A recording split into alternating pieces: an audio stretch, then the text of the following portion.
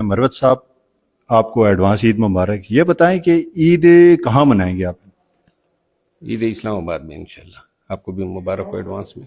तो रूटीन क्या होती है सर ईद की? थोड़ी सी रूटीन बताएं, पिछली ईदों के भी और आगे की रूटीन क्या बनाएंगे? आजकल तो सिक्योरिटी की वजह से हम अपने इलाके में नहीं जा सकते हैं। बड़े थ्रेट्स हैं, बड़े ख़तरे हैं और जंग व जदल है। अब यहाँ पे इंशाल्लाह मनाऊंगा अपने भाइयों के साथ और अपनी इनलास के साथ, अपने कज़न्स के साथ इकट्ठे होंगे कहीं पे। महफिल जमेगी इंशाल्लाह। खुसूसी डिश क्या बनती है? सुबह उठते हैं तो पहले तैयारी क्या होती है?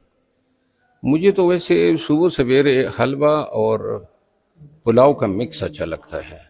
अच्छा, जब पुलाव के ऊपर आप हलवा रख दें और इनको मिक्स करें। हमारे यहाँ ऐसा हलवा बनता है, उसको डोदी हलवा कहते हैं। ये एक हिंदू था, हमारे गांव में वो रहता था प्री पार्टीशन। फिर जब वो चला गया, लेकिन उसकी वो जो हुनर था वो अब हमारे गांव के लोग सीख गए हैं और बहुत मशहूर हलवा है। दोपहर का खाना भाई के घर होता है, आपके यहाँ होता है? किस तरह इकट्ठे होते कोई पता नहीं होता है किसके पास हो गया, घूमते रहते हैं। ये जो रिश्तेदार हैं उनके घरों में आते जाते हैं। हैं? तो ईदी देने का क्या तरीका कार होता है? बच्चों को ईदी देते हैं या इस मामले पे कंजूस वाक़या हुआ है? नहीं नहीं, कंजूस पूरे रमज़ान में देता हूँ और ईद के दिन तो दिल खोल के सबको देता हूँ। गांव में और इस्लामाबाद की ईद में कितना फ़र्क आप? गांव की ईद ईद होती है ना, वहाँ हज़ारों लोग आते हैं मिलने के लिए।